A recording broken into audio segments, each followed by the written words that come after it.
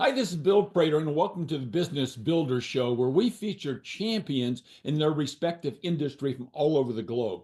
Our mission is to provide you with timely, provocative, and actionable resources that will inspire, promote, and accelerate your quest for business excellence. Today, we're going to find out the 2025 changes in the PESO model, and Gina Dietrich will talk us through how we learn that. She's the founder, CEO, and author of Spin Sucks, host of this Spin Sucks podcast, and author of the Spin Sucks, which is a book. She's got sort of a theme going there. And she's also the creator of the PESO model and has crafted a certification for it in collaboration with USC Annenberg. She's run and grown an agency for the last nearly 2 decades. She also is the co-author of Marketing in the Round, the co-host of Inside PR, and the co-host of the Agency Leadership Podcast. Jeannie, thank you very much for showing up with us today. Oh my gosh, I love hanging out with you, Bill. So likewise, and I know, but everybody else doesn't exactly know who your ideal client is. Who is it that you serve, Jeannie? You know, it's funny, the agency has evolved so much in the last 20 years. When you said 2 decades, I was like, oh yeah, I guess I'm not old enough for that. But yes, it's been that long. And in the very beginning, we did mostly B2B work, manufacturing. We did a lot of work with Vistage members, people who were building their businesses, but didn't necessarily have sexy businesses, profitable businesses, but not necessarily sexy businesses, to help them incorporate marketing and communications into their organizations. And as the agency has evolved, and we've gone through things like the Great Recession and debt ceiling debates over and over again, and then the pandemic, we've seen all of this shift. And when we launched the PESO model, which has been 10 years now, we started to see that there was a shift toward more education for PR and marketing professionals. And so we kind of went down that path to build the certification and online courses and some books and things like that to help the industry. And now we've seen a little bit of a pivot again, where we're going inside organizations, big brands, and teaching them, their marketers and communicators, how to use the PESO model inside their organizations. So it's been this evolution of, B2B manufacturing, unsexy but really fun businesses to work with, to the industry, and now to big brands. So I think it's probably slightly different, but maybe not. So how do you typically go about, Jeannie, solving those problems you articulated for people? It's in the beginning, it was very much like, what are you trying to solve? And some cases it would be brand awareness. Some cases it would be showing up in Google search results. Some cases it would be showing up in, competing with their competition in Google Ads. And so we added all of these services to be able to do that. And now we've evolved into, everybody understands that the PESO model is the framework that you should be using in marketing and communications, but not everybody understands how to use it. And we find that a lot of people say, oh, okay, well, I'm going to take a tactic from each media type. So we're going to do some Google ads and some social media ads, and we'll call that paid media. And we're going to do some media relations, and we'll call that earned media. We're going to do some social media, and we'll call that shared media. And we might do some blogging, and we'll call that owned media. And while, yes, that technically is the PESO model because you're hitting all of the media types, what people don't understand is that the magic is in the integration and in how you measure it to business outcomes. And so we really work with brands to help them understand that you can't just take the tactics, you have to integrate it and break down the internal silos to be able to work collaboratively so that you're all working toward the business objectives. So maybe you could give us an example, a little case study of how somebody comes into your universe, and then how you kind of walk them through the installation and implementation of your model. Sure. One of the things we're working on right now is we're working with a big pharma company, and they have about 1,500 marketers on their team, which is crazy to me. I went from Vistage members who had no marketers to big brands who have 1,500 marketers.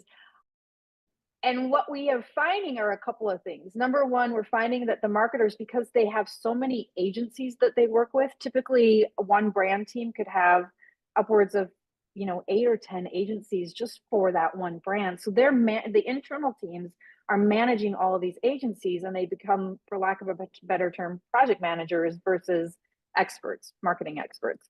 And so we've been tasked with teaching them where the industry is going and what they should be looking at for the future. So while we're bringing the PESO model into their organization to help them work across teams, to help them work with consumers, healthcare providers, and the payers, collaboratively, we're also bringing artificial intelligence in and helping them understand that this is the future and this is how we should be using it. And as we're thinking about it, how do we assess our agencies and understand whether or not they're doing a good job? So that's the framework that we've brought inside for them, and then helping them kind of figure out how to use it based on their target audience. So you've got a lot of competition in your industry. So I'm sure you have nailed down exactly how you differentiate yourself from your competition. So tell us how that is. It's funny. In the past, we always competed with the big agencies, and we're small. We're not a big agency. And I always thought that was funny. But anytime we went into a new business pitch, it was against the big agencies. And usually we would win or lose based on our size, because nobody ever got fired for hiring a big agency, and people get fired for taking a risk on a small agency. So that was our competition. But that has changed, I would say, in the last 4 years because of the PESO model, because we created this framework and this really strong copyrighted intellectual property. Nobody else can do it. So our competition is not other agencies. Our competition is whether or not a company wants to bring that training and that thinking into their internal workings. So it's really about that now. And so the things that we compete against is, do you have professional development and learning inside the organization? Do you invest in that? Do you require that your employees go through that? And if so, can we be part of that? It's less about, going up against several other agencies to get the business. Okay, very, very, very clear. So let's talk about how you built your business. So take us back a couple decades, where did the idea come from?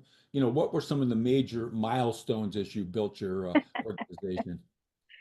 I was working, so I grew up in the big PR firm world, and I left. I was working at the Fleischman Hillard office in Kansas City, and I left Kansas City. I wanted a little bit bigger opportunity. I wanted a bigger city. I wanted to kind of do something that I'd never done, and I had spent. I grew up in Salt Lake City. I went to school in Omaha at Creighton University. I moved to Kansas City, and so I was ready for the next big thing, and I wanted to move to probably Chicago or New York. And the Fleischman office had an office in Chicago, and I interviewed there, but they weren't hiring, and it was right before the dot-com bubble burst. And so I went to work for an ad agency that wanted to build a PR department. And so I went into this ad agency, and my boss was the director of PR. And it was so easy because we would go to their existing clients and say, we now offer this service. And every existing client was like, great, we'd love to have you do the PR. And so we built this multi-million-dollar business inside the ad agency really fast. One of the challenges that I continue to face, though, was that the ad guys would come to us and say, here's our new ad campaign, go tell the media. And we were like, media doesn't care about your ad campaign. And so there was a lot of education, and I remember doing a lot of PR 101 lunch and learns and things like that. But I just kept hitting my head up against the wall because internally we couldn't get them to understand. And because we couldn't get them to understand, it was hard to sort of grow the business with existing clients more than we had, because we had the ad team saying, well, all we really care about is our ad campaign. And at the time I was getting married. My fiance at the time was moving from St. Louis to Chicago. There were all these life changes. So I quit my job to quote unquote freelance until we got through all of these life changes. And the rest, as they say, is history. A former client had come to me and said, hey, I hear that you're out on your own. would you consider doing the PR for us? And I was like, of course. And he said, okay, one caveat, you have to hire my niece as your intern. And so his niece was my first employee. She was a finance major. She's now like big time at Wells Fargo. She's not a PR person. So I taught her like the business side of running a PR firm, and she taught me things like Starbucks and designer jeans, which was really fun because I didn't have any knowledge on that kind of stuff. So we had a really good time working together, but she was my very first employee and got me sort of over that hump of we're not freelancing anymore. We're actually going to grow a business. So have you had a couple of times where you stubbed your toe and had to recover? And if so, tell us about one of those experiences. Oh my goodness. The biggest stub was during the Great Recession. So I started the business in 2005, officially incorporated, and we grew really fast. By 2007, it was a $2.5 million business.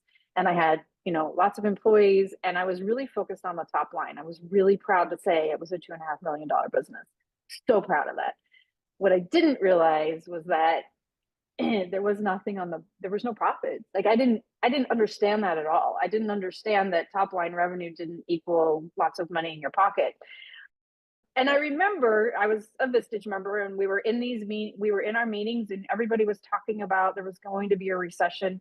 And I remember like some of the members coming in with gold bars to trade with one another because they were afraid that their money was going to get lost, and they were like hoarding gold. And I remember sitting in those meetings like, I'm completely out of my depth. I don't even understand what's going on here. Gold bars, what?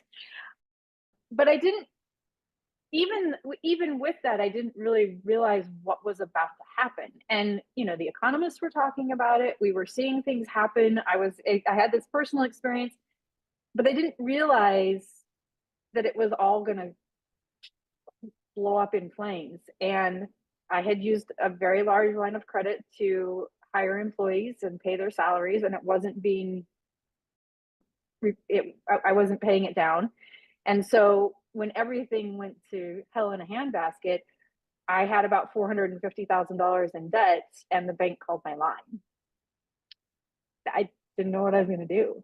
So that happened between Christmas and New Year's 2008 into 2009. And in 2009, I had to go back from the Christmas holiday and lay everybody off.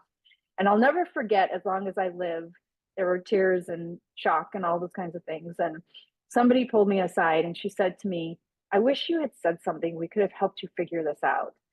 And I will never forget that because I couldn't have even said anything because I didn't expect that was going to happen. We were growing so fast and things were happening so quickly that it never occurred to me that it would all go away. And, during the Christmas holiday, I got letter after letter after letter from clients saying, we're really sorry, but we got to put our contract on hold. And some of those contracts came back eventually, and some of them were on hold indefinitely. But I had a 35-person team, which was way too big for $2.5 million. And I had to lay them all off. Oh, fun. So what's holding your business back now, do you think? 2025? Oh man, we're growing really fast. I think the biggest challenge I have is finding the right people and getting them onboarded quickly. My best friend is always like, yeah, rich people problems. But it's a problem because we've built this intellectual property and are seen as the copyright holder. And because of that, there isn't really anybody else who can do that kind of training and learning. And we're growing really fast. So I've had to kind of, at first I wanted to find people who understood the PESO model intimately, and I've kind of had to let that go a little bit and find people who have experience with integration and implementation and bringing teams together. So even change management experts versus PR people. And so that's what's holding me back a little bit. I have a VP of sales that is like, okay, I'm ready to go. And I'm like, I can handle much more right now. So it's, kind of balancing do we want to continue growing and adding more clients, but how do we keep up on the employee side? I can imagine. So what's the best way for our listeners to get a hold of you, Gini? The best way is spinsucks.com. Everything's there. Okay, excellent. So I asked you several questions, but probably there's one that I didn't think of that I should have thought of. So what is a question that you could, one, provide, and two, answer that would give great value to our listening audience, Jeannie?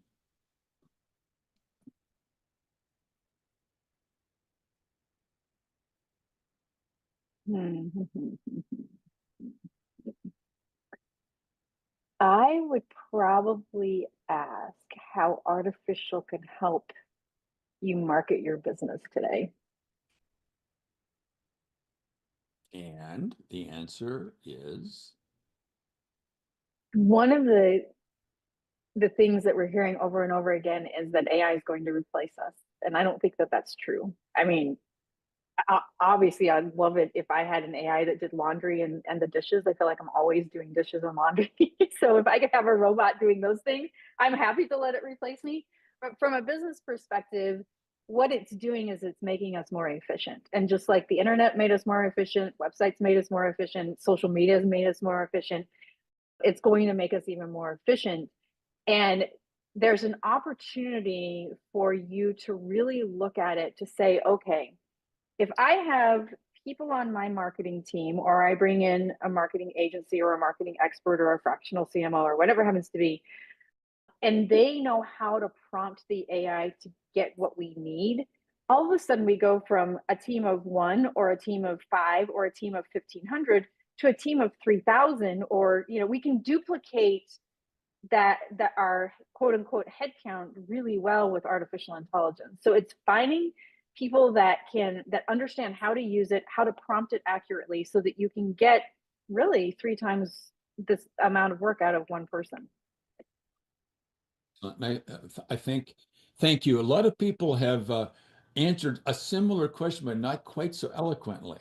A lot of Uh, people are quite, I so know, I know. thanks for all your candidness today. Yeah, of course. Now, everybody, in closing, let's focus on the single fact that our businesses don't become extraordinary in a single moment. Instead, they get there as a result of the owners and managers first creating a vision for the future. Number two, having a system of management to execute on that strategy and vision. And number three, leveraging high performance teams. Now, I've got all sorts of resources about those things.